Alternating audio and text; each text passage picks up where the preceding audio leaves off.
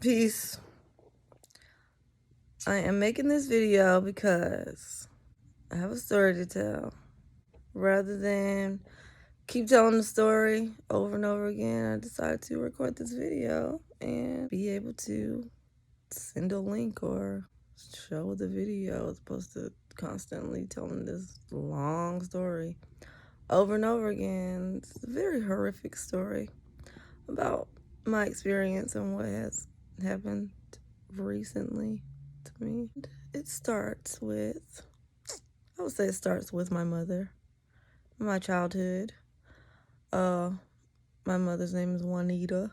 I'm going to say it starts with two people who have caused very much mischief in my life. And these two people are narcissists. I didn't know what a narcissist was not too long ago, but I have since learned the hard way what narcissism is and how it affects many people's lives. And a lot of people probably don't know what they're dealing with these narcissistic people, but thankfully, I was able to learn what narcissism is and to be able to defend myself against it. So, I have two people who are narcissists, and both of them want or have tried to destroy me. And one of these people is my mother, and the other one is my ex, the father of my children. And it has made it very hard. A life that could easily have been where I could have made lots of progress, considering my level of brilliance. And these people have done what as much as they could to try to bring me down. And I'm actually still going through it right now, which is the reason why I'm making this video. Starting with my mother, a few points from growing up. I can recall, wondering why she never told me that she loved me growing up. So she gave birth to me she conceived me at 15, which is 15 years old. My father was 26 at the time. So my grandmother raised me, or my grandparents raised me. And she was more like a sister to me than a mother. She didn't live there. She lived somewhere else, and I lived with my grandparents. At 15, writing her a letter about how I was feeling about her and us and our relationship, and crying to her and being surprised at the response of her laughing in my face about me crying to her, about trying to reach her, just trying to connect with her. I didn't think, anything relating to her having any personality disorder. Honestly, and what these people do is make people think it's them, So for the longest time, I thought it was me and something was wrong with me as to why she was so cold to me. I can recall from as far back as I can remember, her always calling me crazy, saying I'm crazy. How can a 4-year-old be crazy, So, again, I wasn't aware of what I was dealing with at the time, but I know now. I played sports. I ran track for a long time. I ran track for about 7 years. She never came to any of my track meets. She never came to my basketball games. I was on homecoming court twice. She didn't come to the game. She said she didn't come because she didn't like football. Not understanding the concept of, being there in support of her child, and the selfish idea of not liking football being irrelevant to the situation, But a narcissist wouldn't understand that. because everything is about them. They can't empathize or see anything from any person's perspective. After having children, you know, she never spent a day with us. She never spent a day at our house. We were homeschooling. She had massive things to say about being in disagreement with homeschooling, but she never even came and observed our class and the things that we did to even have an opinion about what we were doing. I can't say, she came to the house, whatever, pick up the kids and leave. But as far as like staying at my house for any amount of time longer than, 30 minutes to an hour, never.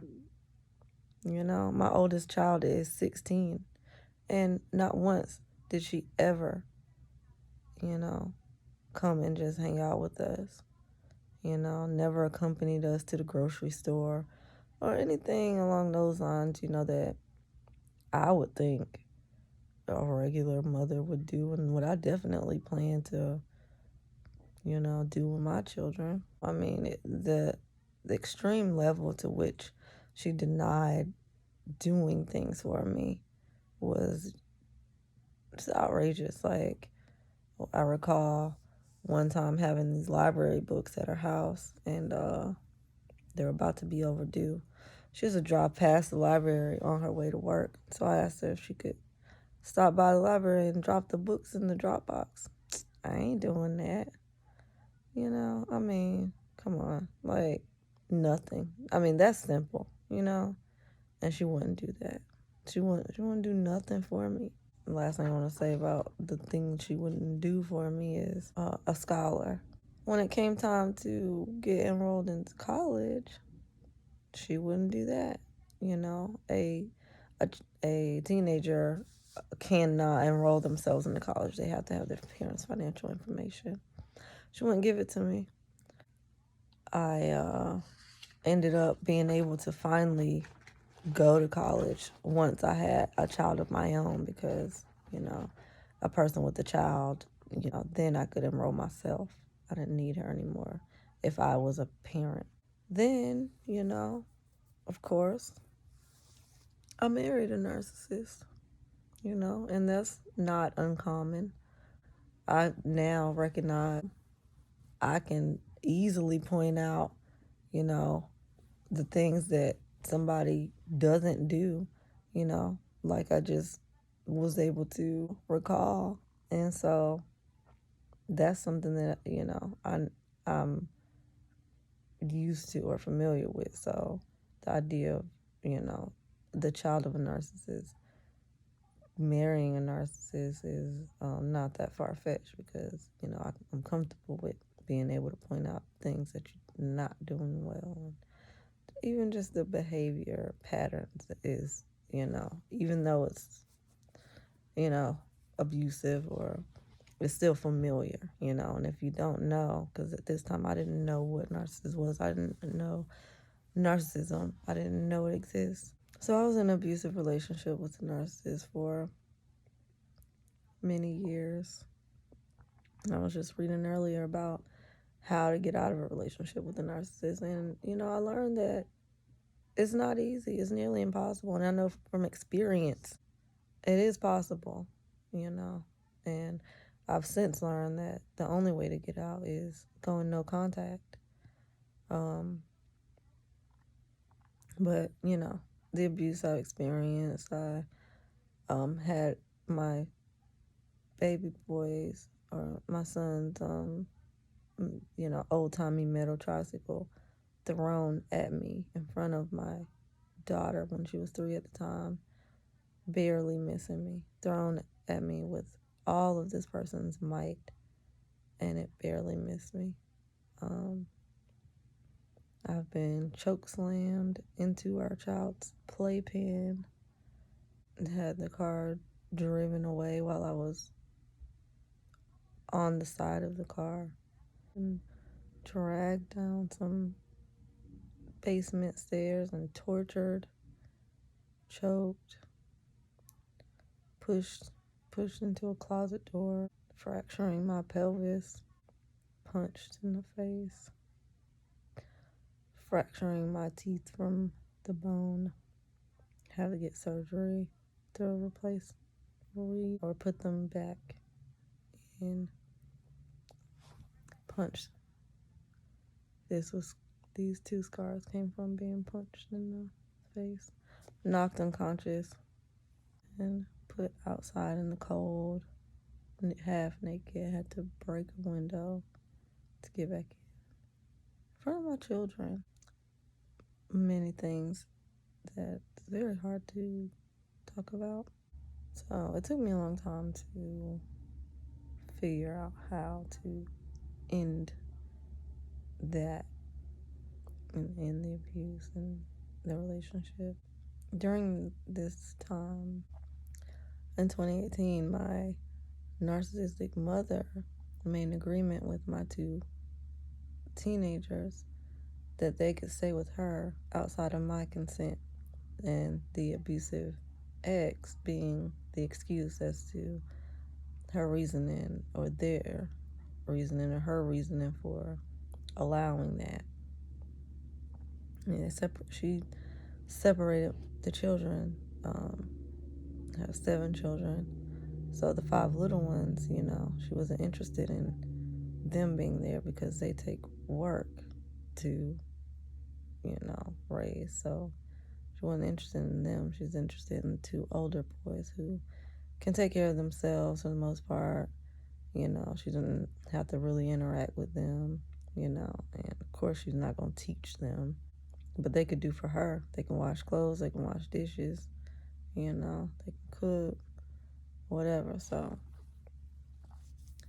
she ended up having them holed up in her house illegally. She had no custody order for 2 years, and the day she took them, I was at her house reading a book to the boys. She called my son downstairs, asked what we were doing. He said, I guess he told her we were reading. She called me down there, and she said, ain't gonna be no homeschooling in this house. I'm just reading a book to my children, book that I had to take back to the library, so I was go ahead and read it to them so I could go ahead and take it back before it was overdue. Ain't gonna be no homeschooling in this house. Then her husband walked up behind me. He a gym rat or whatever. He all muscular and gonna tell me, yeah, hey, you gonna put him in public school too, So trying to intimidate me or whatever. I mean, I'm small. I'm only 4'11", like 90 pounds, So, and then the same day is when she decided that they would be staying there outside of my consent. So for 2 years, they were there. And on multiple occasions, I mean, every day I was working to get them back. But on multiple occasions, I actually was there, with law enforcement, whatever, to get my children. And I mean, it was an everyday thing for 2 years, and the thing about it is I had just done a hip hop festival, and it was a really great in that, the next time it would be even better, but it takes every day, it takes an entire year to plan it, and so it's an everyday sort of thing. But through this, I wasn't able to do anything except work to get my children back because I knew she was dangerous. She didn't love them. She wasn't trying to nurture them into the people they need to be. I'm very loving and caring and guiding of my children, and she wasn't interested in that or anything relating to my interest in raising the children. She was interested in hurting me, definitely. And I learned, with the narcissistic grandmother, the better I do, the more she would come at me. Like, if I had a PhD, she would be doing even more to try to destroy me or bring me down. So that hip hop festival was, I guess, the straw that broke the camel's back for her, because as soon as I did that, this was her response, is to try to take my children, knowing I love my children. They're not hers. She didn't even raise me, so how come take my children?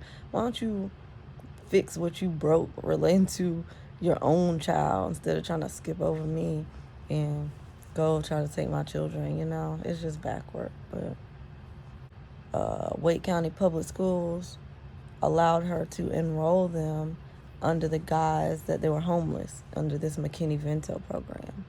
So I'm at the school calling Department of Education, everybody, letting them know these children are not homeless. So why are you allowing her to enroll them under this?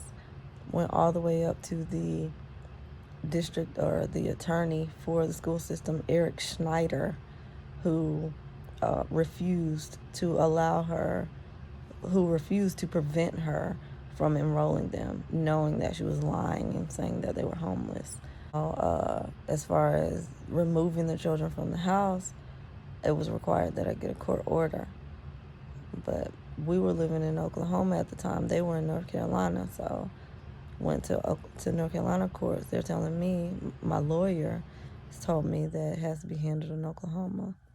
Hired a lawyer in Oklahoma, and he said that it has to be done in North Carolina. So nobody's accepting jurisdiction, not able to get a order to have the children removed from her residence for 2 years. In July 2020, I was able to get out of the abusive relationship. My ex got the opportunity to rent a building to open a coffee shop. I fronted all the resources to make that happen for him, as that was something he could focus on other than abusing us.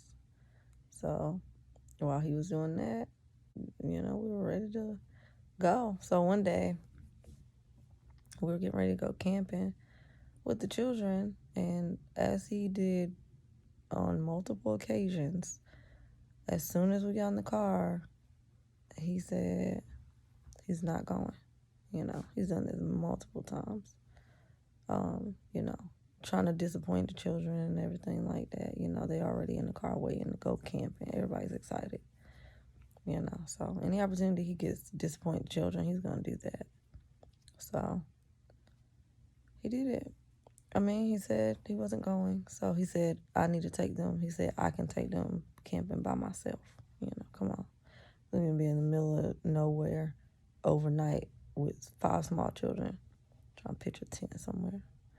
So that was, I had been trying for years to fix it somehow.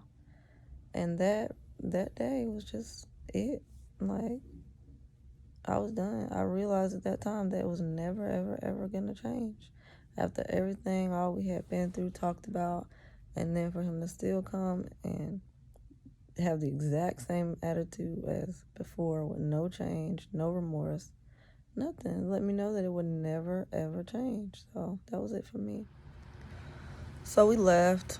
We were very blessed. Stayed in hotels for a while, maybe a month, maybe over a month. And then we headed to North Carolina to secure getting my 2 oldest sons back. So went to North Carolina, bought some land, and chilled out in the trees, building, clearing the land every day, being occupied with connecting with nature. And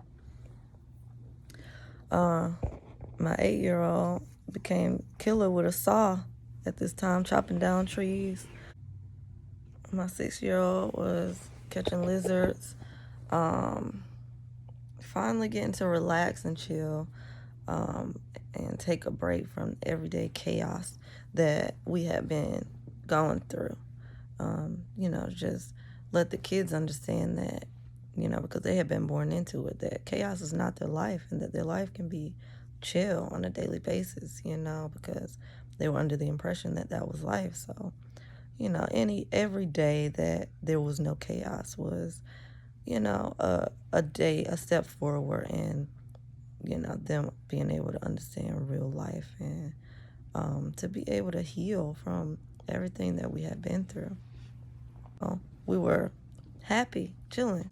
Okay, so in October, once my 16-year-old was sure that the relationship was over, he came back.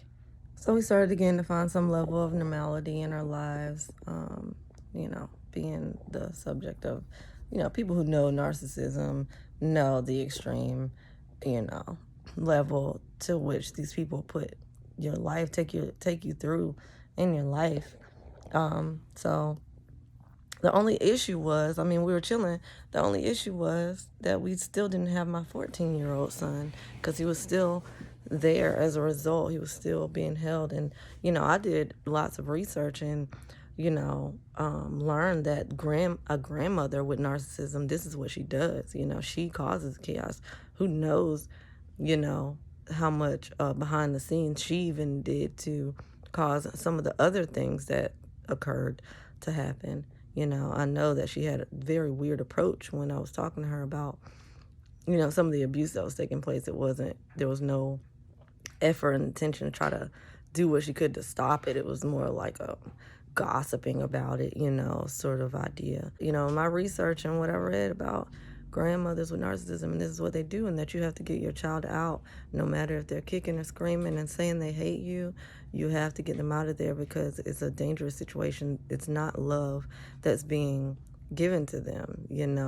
They might use things to try to keep them. They might buy them things and, Xbox, whatever, iPhone, which she did and tried to do, but it's not love. And long term, it would end up being to their detriment, and me, as a mother, I know love and I know how to love my children and nurture them to be whole people, as adults. And so, they didn't deserve to have this corruption inside of their lives in order to try to make them, not what they would be, under my care and guidance. So I couldn't leave them there. I was advised that I had to get them out no matter what or how they respond.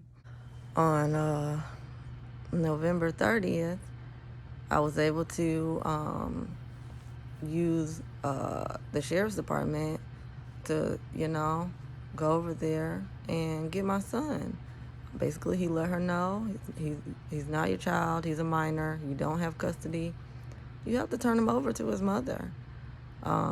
She wasn't able to use the excuse of my ex to hold them anymore. So her argument would, dwindled.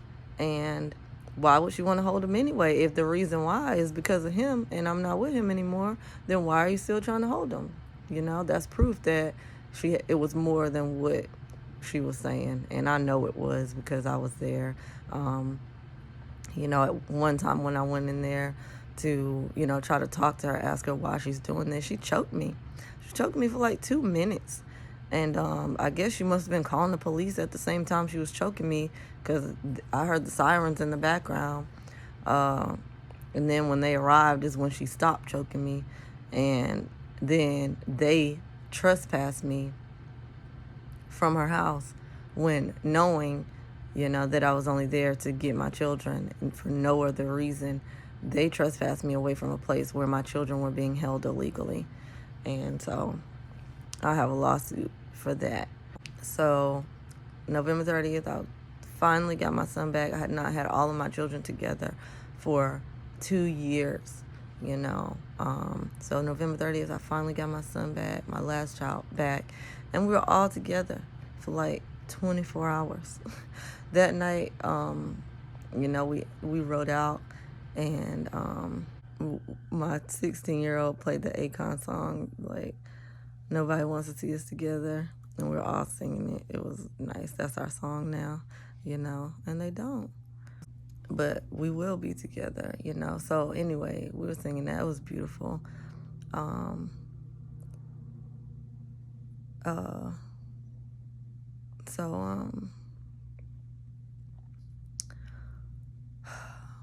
So, yeah. So, I got him back on November 30th. The next day, she called the DSS and made allegations about a place she had never been to, alleging that we didn't have heat and we didn't have electricity, and lies. And 6 p.m. the next night, December 1st, Tara Thompson, DSS worker, called, being very rude, and demanding to see our children.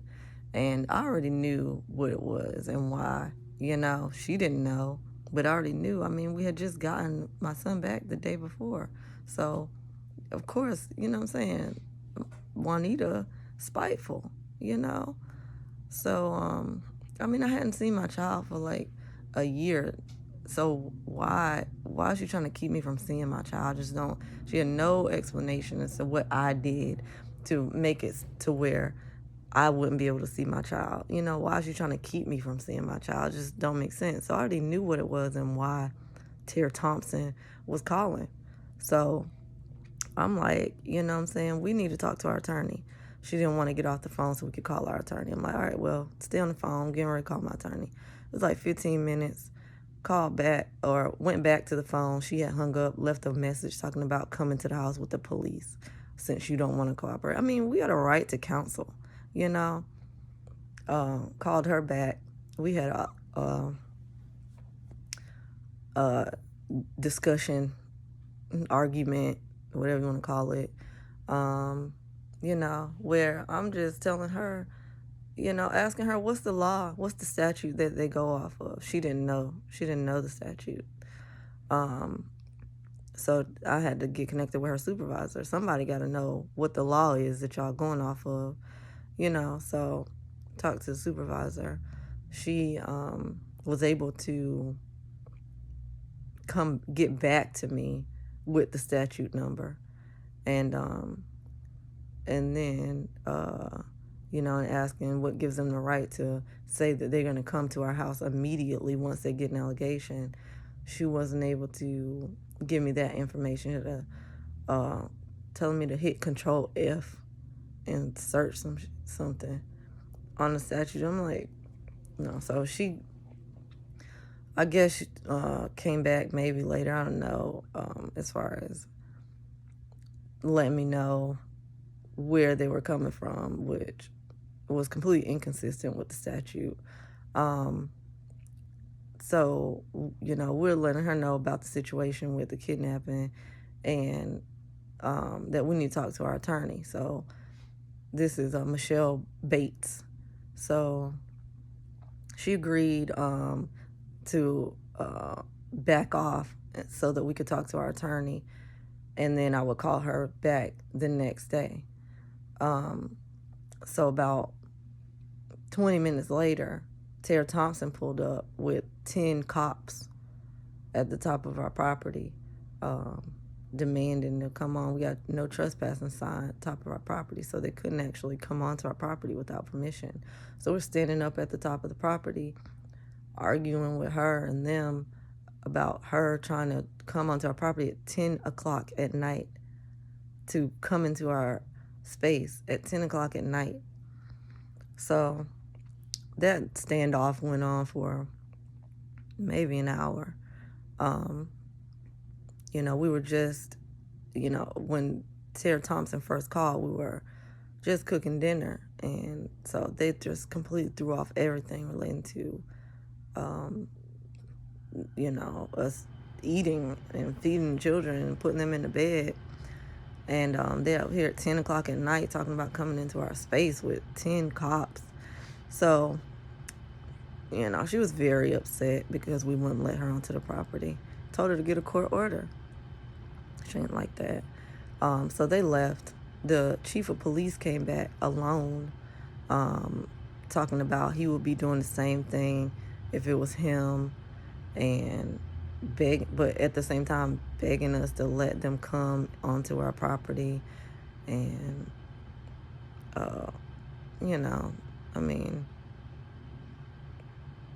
just a lot, just asking that we could. And, we took a video of our heater and sent it to him. He was supposed to send it to them to verify that we had heat or whatever. He said he couldn't understand why she was so hell-bent on trying to get at us and why they didn't want to take his word for it, because we knew him, or we had met him before, or he had been over there before, just riding through. And he didn't understand, he's the chief of police, why they're not trying to take his word for it. And so he ended up leaving. About 3 o'clock the next day, they pull up again. This time they got 20 cops, and they have assault rifles. They got, came onto the property, all of them with their assault rifles. Arrested my partner, and came down there. We got the video of the interaction of them coming down there. This time it was a different worker, Tracy Riley and David Grant, with the 20 officers and sheriffs.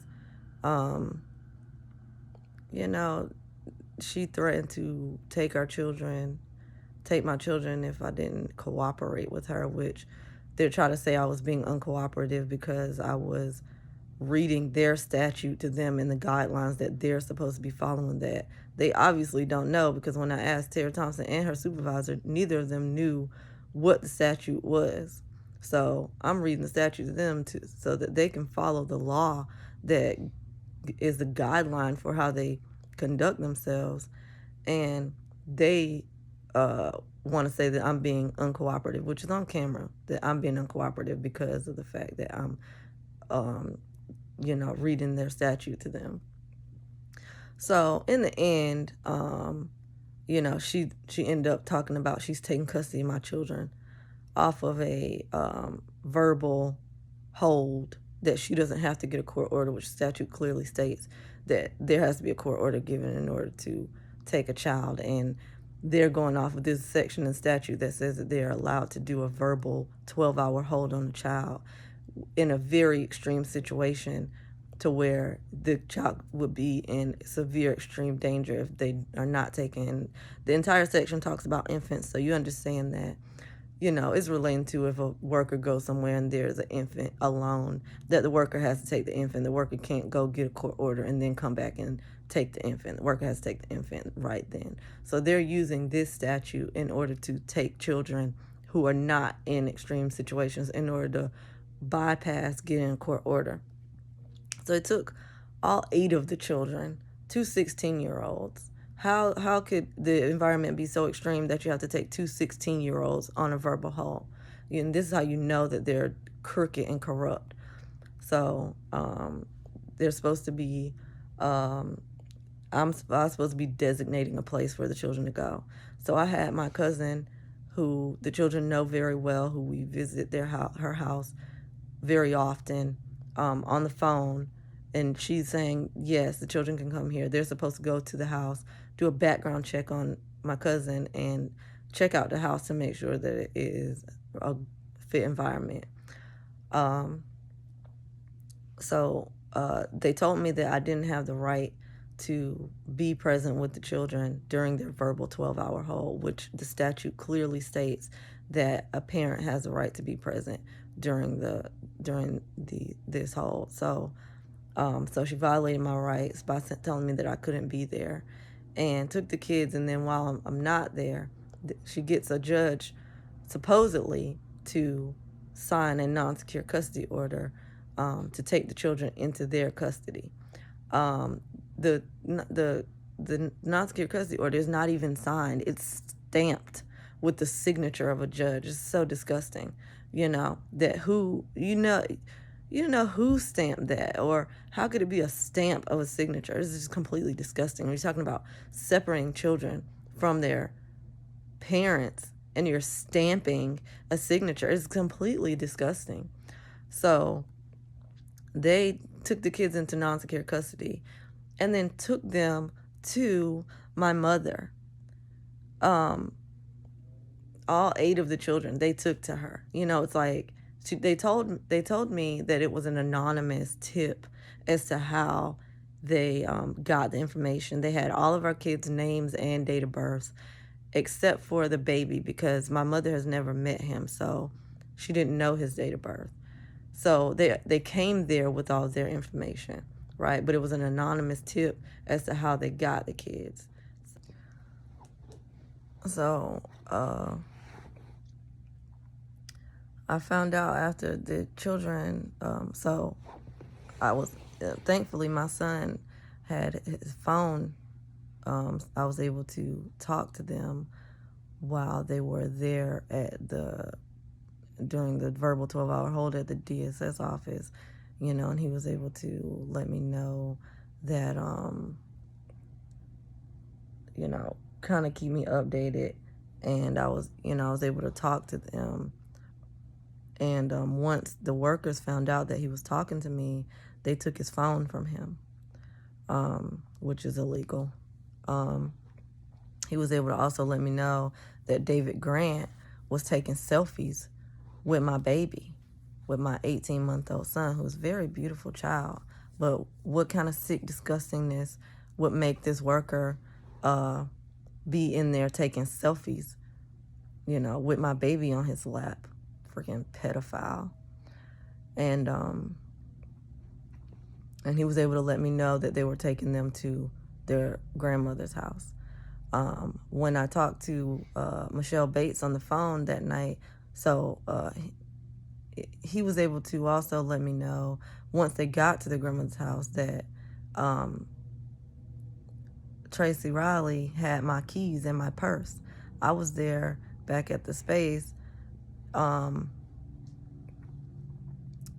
mean, they had taken my partner to jail. They took all the children, and they took my keys in my purse. I mean, I was just there in the middle of the floor in a fetal position. Like, I've never felt so vulnerable in my entire life. I didn't know where my keys and purse were. I thought the police stole it. So he was able to let me know that Tracy Riley was bragging to my mother that she had my keys in my purse. So so that night I was talking to Michelle Bates on the phone, the supervisor, asking her where are the kids staying tonight. She said, they're gonna be in a home, and they're gonna be the only kids there, and there's not gonna be any other kids there, and they're all gonna be together. You know, as opposed to just telling me that she's taking them to my mother's house, you know, she tries to make it as if she's not taking them to my mother's house. So my son was able to let me know where they were. He said that when they were getting ready to leave, Michelle Bates tried to pretend like she forgot to give him his phone back. And then she tried to like run after the car and give him his phone back, which she had no right to take in the first place. So he was also able to text me and let me know that Tracy Riley told my mother that he's been talking to me on the phone and she can take his phone if she wants to. I think realizing that she, you know, slipped up and said in front of him that she had my keys in my purse. So I had no way to move, no way to do anything.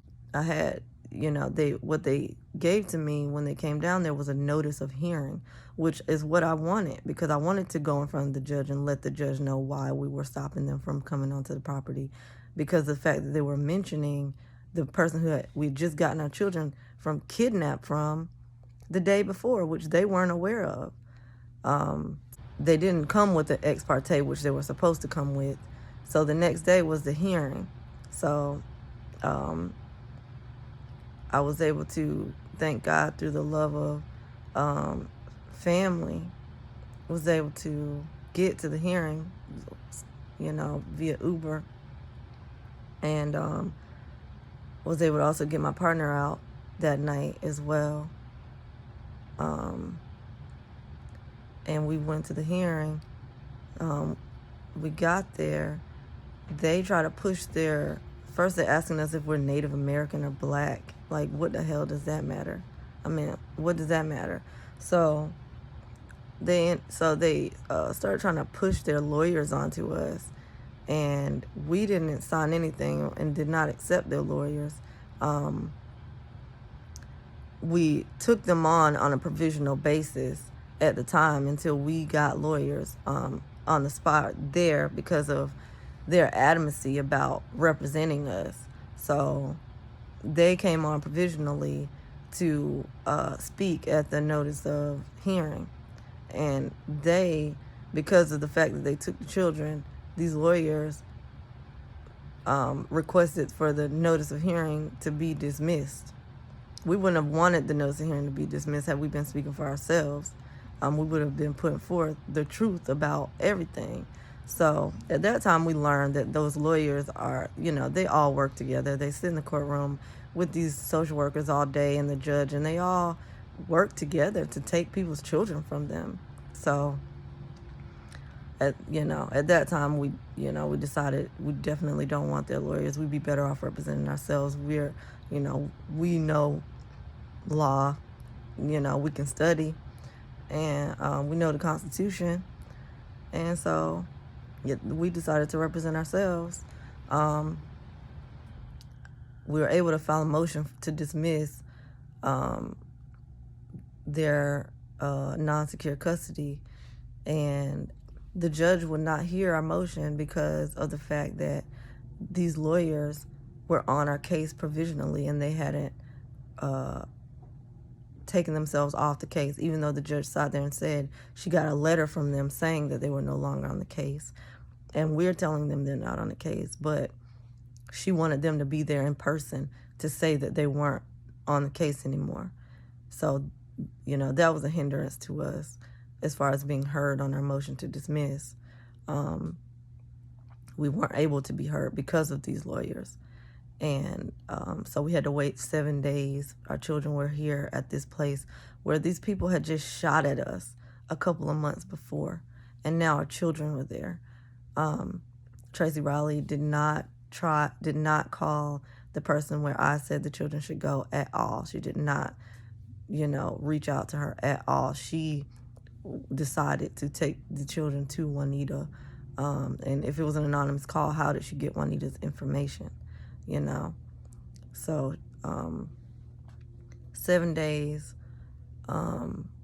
we studied hard about this, learned so much about the CPS system. We learned that they get money, that they get back pay from the federal government through Title IV to put children into foster care, that they can claim any expenses on any child that's in foster care, and get back pay for any expense that they incur. So the idea of putting a child in foster care is beneficial to a social worker.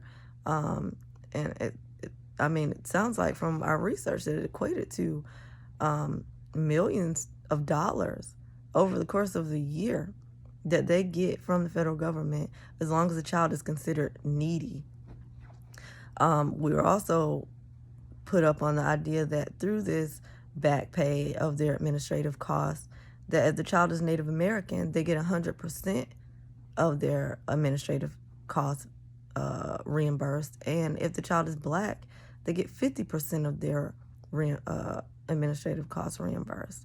So this is racism being put forth through the federal government to give incentive to social workers to take Native American and Black children into foster care. It's racism.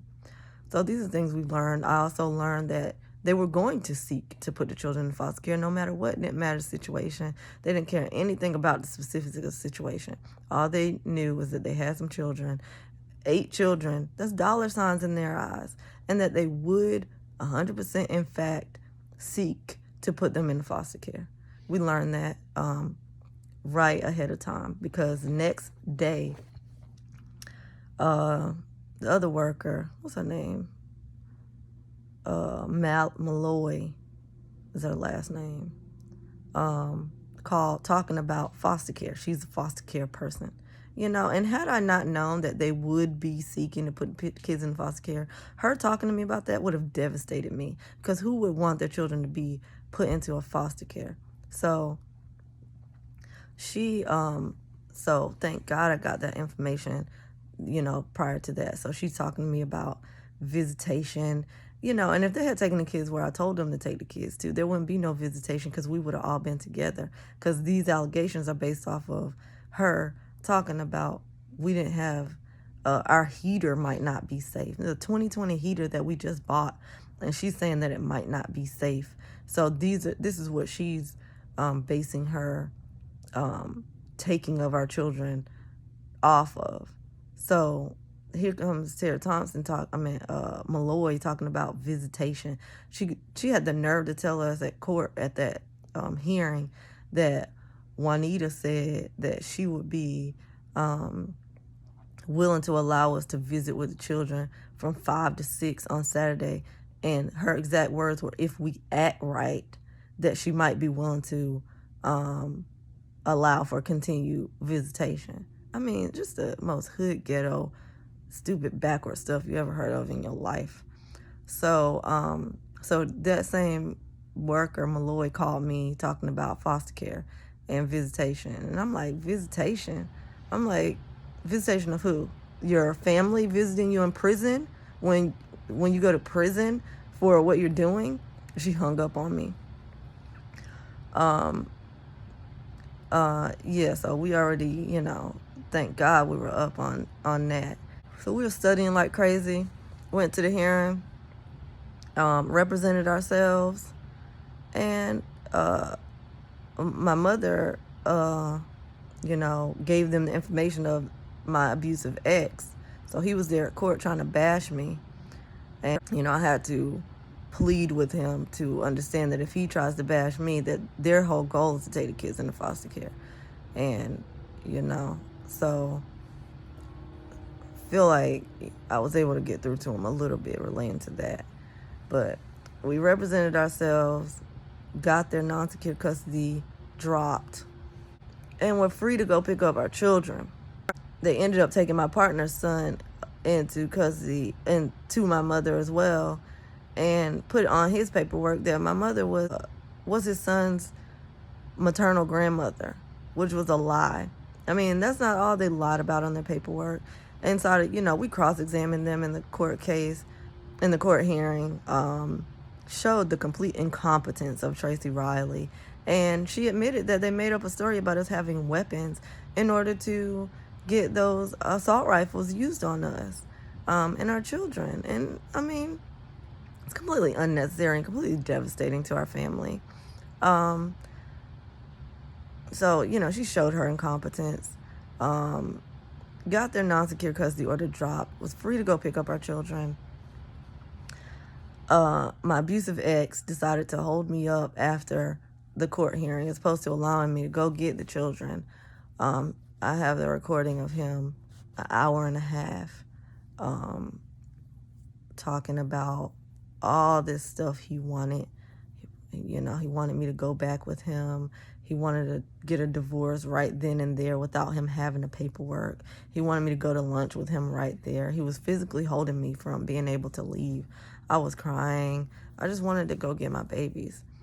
He ended up talking about taking the kids away from me, or just taking them. So considering what we had just been through the last 2 years, this was finally an opportunity to have all of the children together and nobody, being able to interfere. So he knew what we had been through relating to my mother holding the children for 2 years and not being able to get them from there. So finally, the opportunity to have all the children together, and he didn't care. So I ended up being able to tell him, I have the divorce papers in the car. So you just wait right here and I'll go get them. So he stayed and I left. But my partner was trying to get the paperwork to prove that their non-secure custody order was dropped. So I didn't know where he was. I was driving around trying to find him. And that maybe was about 20 minutes of looking for him, and just long enough for my ex to go down there. Excuse me. So during this time, the workers did not call me at all to try to set up getting the children. They called him. He was talking to them at the court, trying to ask them if he could go get them, and they said no, that they got the kids from me. They had to give them back to me. So they called him to work out the setting up of getting the children. They didn't call me at all. So I didn't even have the number to whoever the person was who was supposed to be setting up, because they said that my mother didn't want me there. So she wanted them to come and get the kids, and then set up a place for us to meet with the kids, because she didn't want me there at the house. During the time, that I was looking to leave, he left and went down there, took the children, immediately brought them across state lines to Oklahoma. We came straight behind him because he's an abuser. There's no way I'm leaving my babies with him. So he brought them here. He put them in hiding. I wasn't able to talk to them. I didn't know where they were.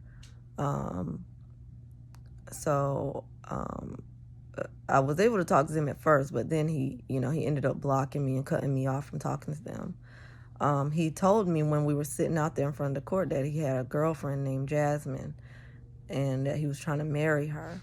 So I was able to look through his Facebook and look at all the people who were liking his previous messages, and found somebody on there, Naturally Jazz Love, and she was from Oklahoma City. She looked like me, she had locks and everything, so I figured that was her. Went on her profile.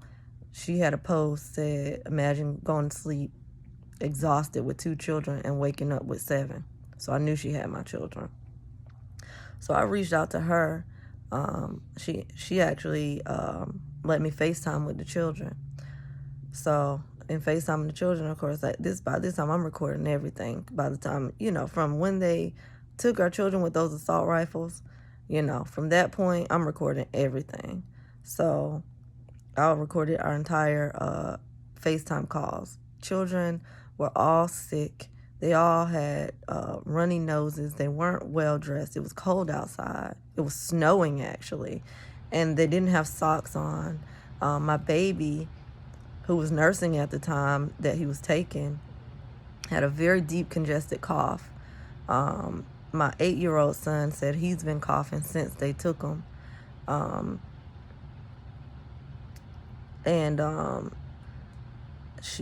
one point, I was able to let her know the truth about him and who he is and what he's done to me. And at one point, it took about 3 days of talking to her. She was willing to meet me with the children. And so we were supposed to be setting up a time to meet. After we got off that call, she hit me up talking about, she talked to him and he said he wants a divorce before I can see the kids. So I was able to take that footage to the court, get an emergency custody order for the children. I was able to get the children after he, did about a 3-hour standoff with the police and not trying to let them get in. They said he was about to get arrested. Ended up taking them to the children, ended up being able to get the children. But my 9-year-old daughter was not there. She had been taken to the state of Washington with his sister. I hadn't talked to her and seen her in so long. So the sister was, he had been manipulating her, telling lies, using the non-secure custody order from North Carolina, to tell people to try to make me out to look bad. So his sister, I didn't talk to her at all while she had my daughter.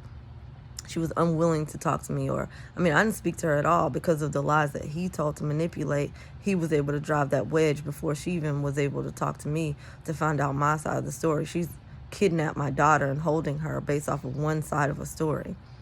So I had to fly to Washington, get a writ of habeas corpus to get my daughter from her. We flew back to Oklahoma, finally had all the children together again for about a day and a half this time.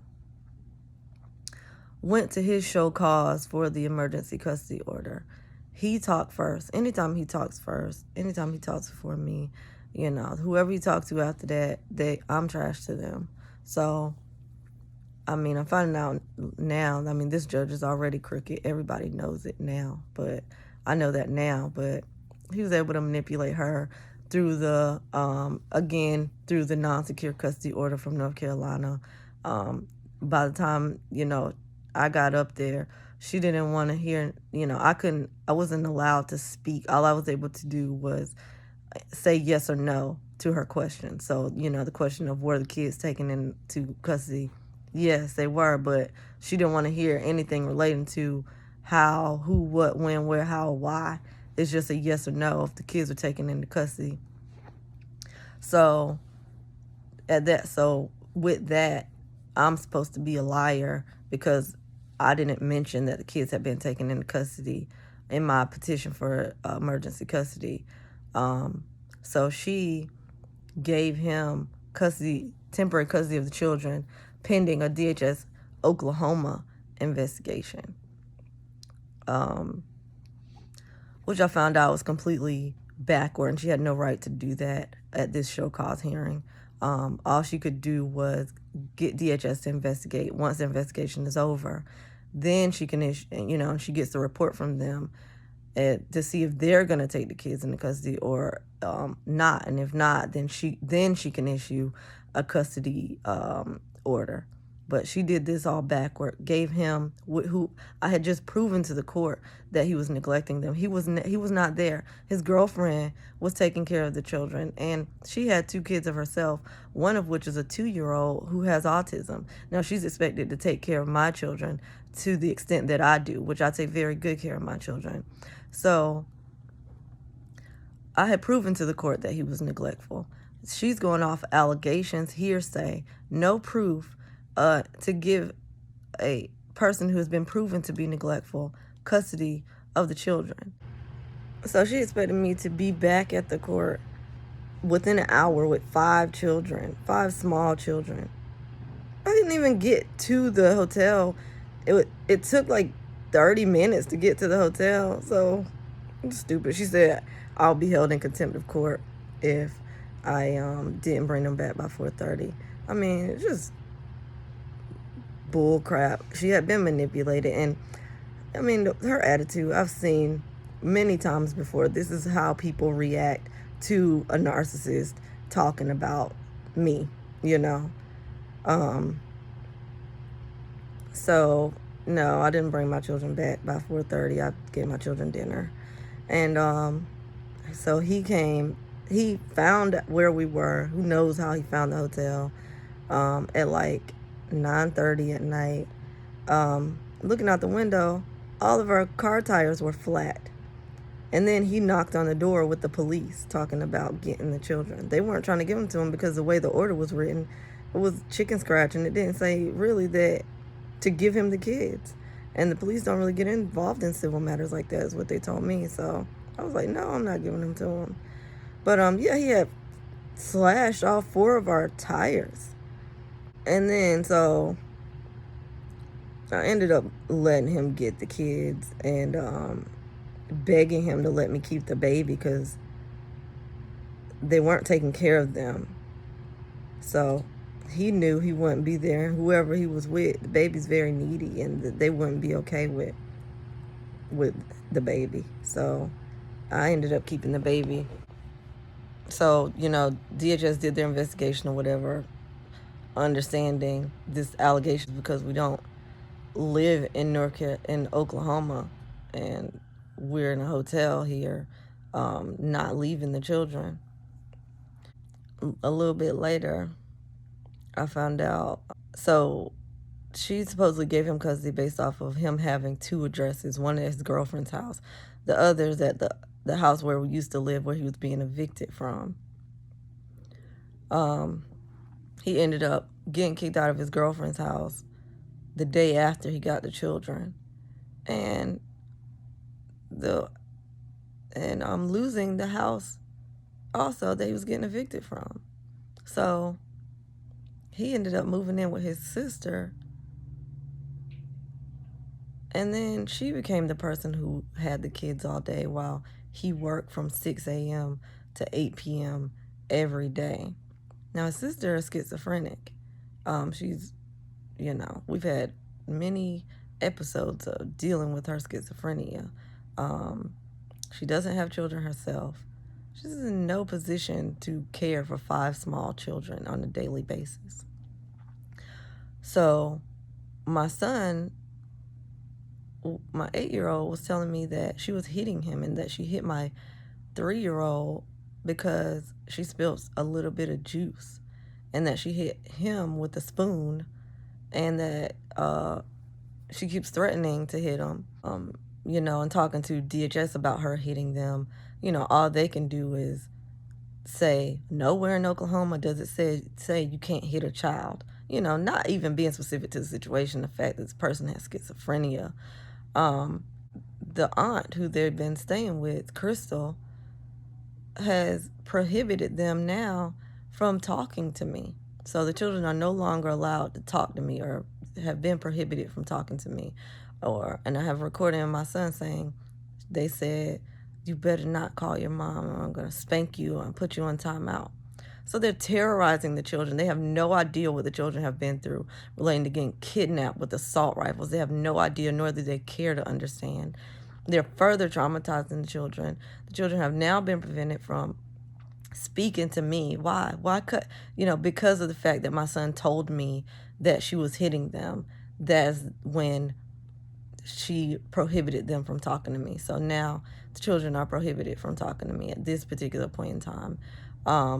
The order that was issued says that the children are in his custody pending a DHS investigation, or upon completion of a DHS investigation, or further order of the court.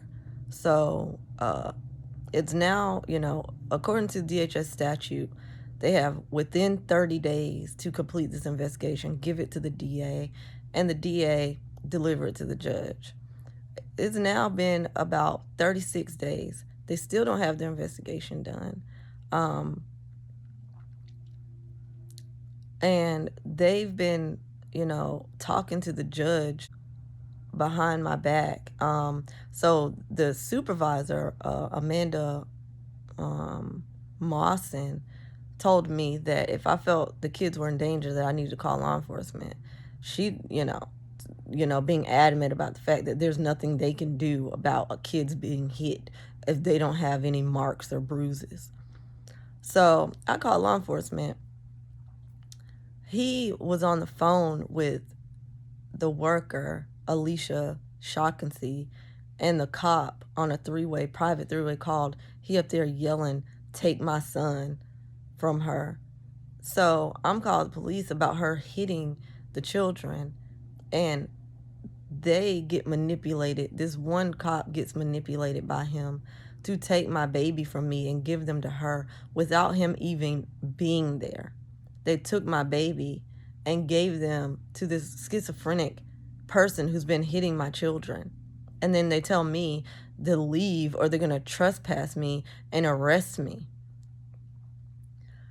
So at the time when I was leaving, he pulled up, and then I'm driving away. He starts following us. He followed us for some miles. We had to end up calling the police to let them know that he's following us. They pulled him over, and why was he following us? What was that about? So at that time, the worker was there to investigate this, her hitting them. Now, she told me that that the other worker was going to be talking to the judge in the morning about where they are in their investigation. So the other male cop saying, well, you have a hearing in the morning in front of the judge, so you need to go be there. So I went to the court the next morning, to the judge's chamber, you know, let her know I was told that she would be talking to DHS. I got her on a recording talking about she don't talk to nobody who's not a party to the case. DHS is not a party to the case. They're just a witness, so she wouldn't be talking to them. And if you know anybody want to talk about the case, they have to file a motion and get in front of her. So you know she's adamant. She's so rude and disrespectful, but she adamant. I don't talk to nobody, whatever, you know, because it's against the law. They can't talk about the case without me being present. But she swears out they don't. But when we walked in there, her bailiff was on the phone with the DHS worker and, you know, relayed that he said that they are saying that they're going to be done with their investigation next week, as if the judge determines how long they get to take to do their investigation. The law says within 30 days. So that's how long they have. That's it. The 30 days is up. You turn in your report whether it's done or not. So she swears out she don't talk to nobody without the parties or without the motion. So I had been advised to dismiss the case. So I dismissed the case on the voluntary dismissal. It was my case. I opened it. I paid for it. I'm the one who filed the emergency custody. All this, they're trying to flip on me, you know, in their evil schemes or whatever. So I dismissed the case. Judge did not like that at all because she had her little DHS investigation going on. You know, she was sure that we were being neglectful. So she can't wait to try to do something as far as trying to take the kids or whatever. So I dismissed the case. And so now really it's just pending DHS investigation, which they were supposed to have it done at day 30, you know, and now they're talking about trying to have it done at day 40, which the law which is completely outside of the law. So I've talked to the police where the kids are, and they have agreed that once DHS can confirm that their investigation is over, that they didn't have no problem giving me my children from this crazy person who, you know, I found a news story about her biting a cop at a McDonald's, like, you know. So now I have a text from the worker saying that the judge said that after the investigation is done, that she's still trying to let him keep custody of the children. She has no right to do that. Like, the case is dismissed. She wrote herself on the case that if anything else is to be filed, that a new case has to be opened. She wrote herself that the case is over. So she has no right to come and try to say who has custody of the children and for how long. The case is dismissed. It's over. She got her investigation done. That's it. It's over. You know? So they're being illegal. They've been illegal. Now they're still trying to be illegal. So basically, once the cop calls a worker, she would try to say, well, the investigation is over, but the judge said that he still have, because that don't mean nothing. I mean, what does the case log say? What is it? You know, and it specifically says upon completion of DHS investigation. So the investigation's over. That's it. You don't have custody of my children anymore. It's a temporary custody anyway that I filed relating to his neglectfulness. But she's crooked, so she's going down. I know she's been doing this to a lot of people, but this is it. I'm the last person who she's going to be doing this to. So this is where we are now. It's Sunday. Tomorrow morning, we filed a lawsuit against them, her, DHS.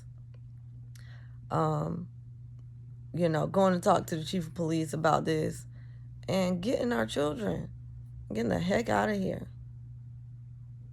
So this is where we are now. I know I left a lot out. I'm sure I left a lot out, but it's just nonsense. It's craziness, you know? I mean, all this to separate me from my children, you know, because I'm conscious, because I choose to teach them the truth, you know? And the evil does not like it, and it has never liked it from the time I was in the relationship and teaching the children, and the amazing extent that he will go to sabotage their education or for them to be able to just focus and pay attention and learn. I mean, he went to extreme extents to try to stop that, you know.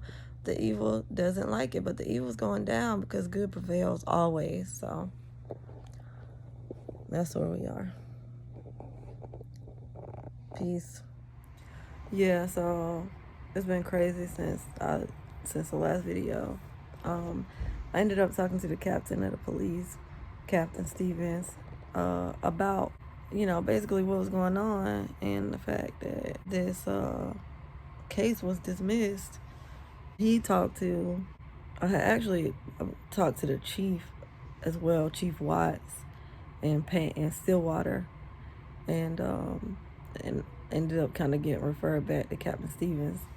But so Stevens was being very helpful as far as like trying to figure out answer to how to go about getting the babies out of there. So he talked to the DA as well as the attorney for the police, and he talked to the Judge Oaks, who made that order. Everybody, they all agreed that with the dismissal, with me dismissing that case, that means that that order from her was also dismissed. So then we went back to there not being any custody. So there was no custody when I went down there and called them, and they took my baby and gave him to that schizophrenic person. There was no custody, so that was illegal what they did, taking my baby like that. And so the kids were still in there though, and they would not, even though there was no custody, they were refusing to do a civil standby. They were refusing to do a civil standby while I go and get my babies from this mentally ill person. And to go so far as to have the nerve to tell me that they didn't want me there, so therefore that means I was trespassed from over there, and that they would try to arrest me if I went there. I mean, Captain Stevens talking about if I go in that house, that's burglary. I'm over here looking up statutes. Like, first of all, trespassing, the Oklahoma statute on trespassing says there has to be a posted sign, and then if you trespass, it's a fine. So what are they talking about arresting people?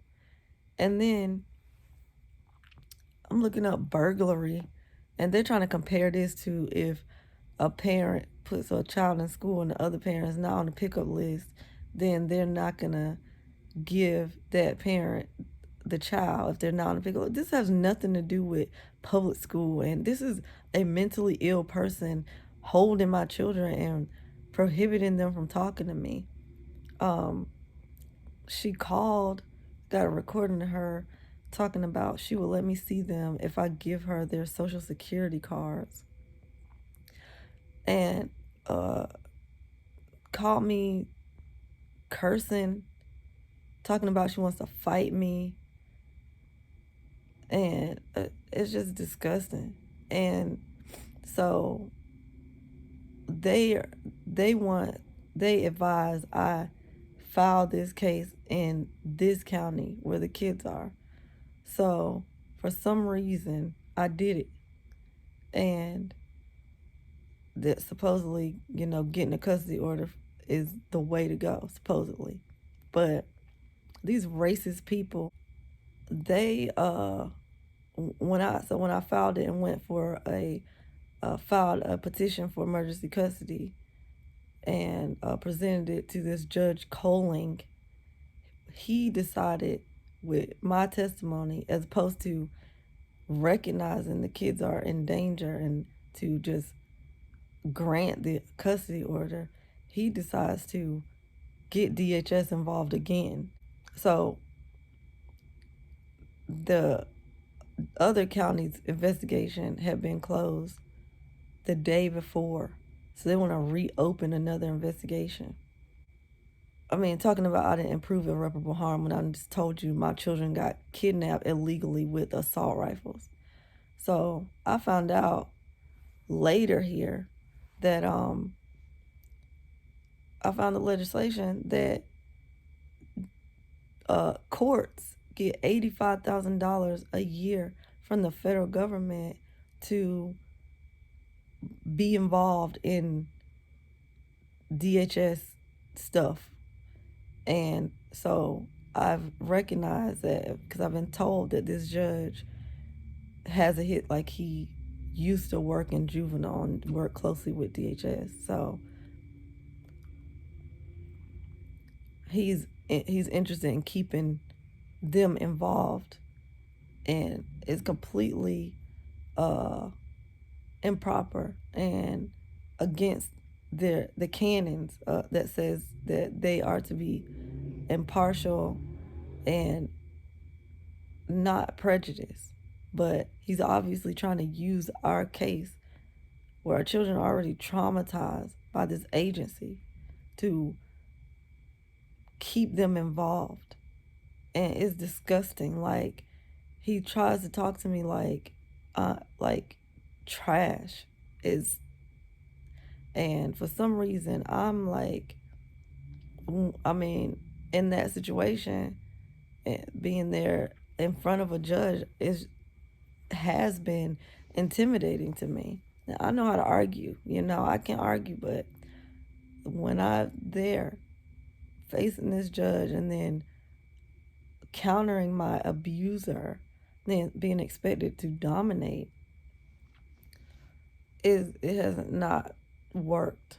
And I have not been able to say anything. I mean, this is what happens when this dude, this energy, I don't know, whenever he puts this energy out there, whoever it is, like, they don't want to hear nothing I have to say. They don't know me. They never heard my voice before. They don't want to hear anything I have to say.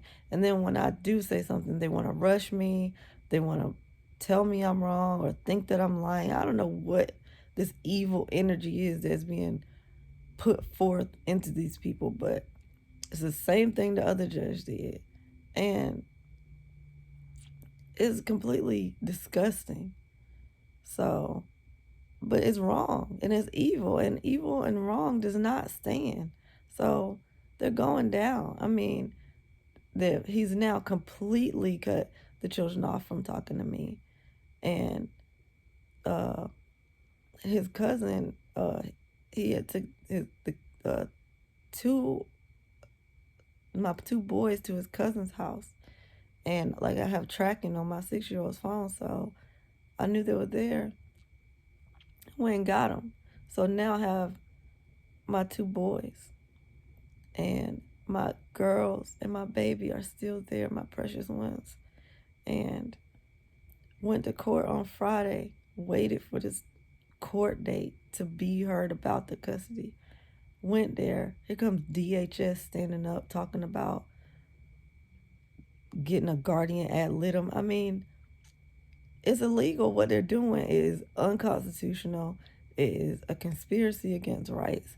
Like, to know what we had just been through and to try to keep this organization involved as opposed to fixing it so we can go home, so my children can get back to their recreational activities, so my son can get back to boxing, so my other son can get back to farming.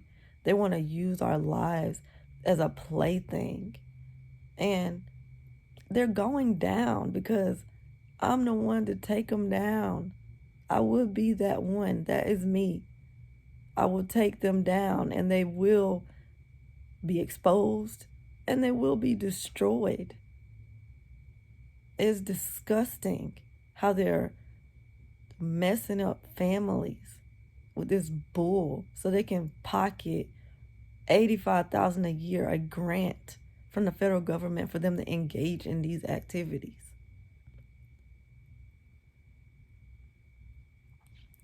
So went to court.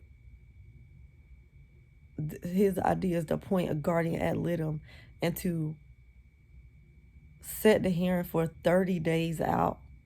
So now we got here December 18th. It is now February 28th, and we're still here when this could have been done then. This could have been done on the 4th of January, but they're backward, they're crooked, They're going down to give an abuser children. And that is completely against their law and their statute, which says if somebody is a domestic abuser, the kids go with a parent who's not the domestic abuser. So they want to break their laws, go against their own laws in order to try to keep my children separated from me and to keep my children in danger so that they can earn the $85,000 grant that they get from the government to engage in these activities as opposed to ending it.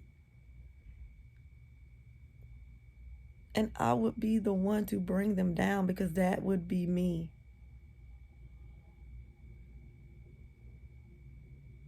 So that was a few days ago, a couple days ago. So Monday is in 2 days. It's Saturday right now. I don't like weekends because it can't do nothing. These people swear out they run stuff and everybody's supposed to answer to them, and they don't even open on the weekends while children are in danger. They want to sit at home on Saturday with their feet up drinking tea while children are in danger, and then try to come back on Monday and act like they have some authority. It is disgusting. These are public servants trying to act like they have authority. I will be the one to bring them down. I will be. And we're going to be paid. I told my children from jump when they kidnapped them with those assault rifles, don't even worry about it because we're going to be set for life off this. This is going to be a temporary obstacle for us, and we're going to be set for life because we are the ones to mess with in order to bring them down. Because I know that we're not the only people who they're doing this to. But we are the ones to bring them down. That would be us. No question about it. So, Monday morning, I'll make an update.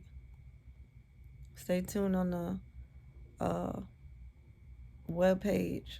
Constant updates are being posted. blackconnect.net. BlackConnect.net. blackconnect.net, and click on Alicia's story, and you could stay updated on a daily basis with new things that are happening in this case. Peace.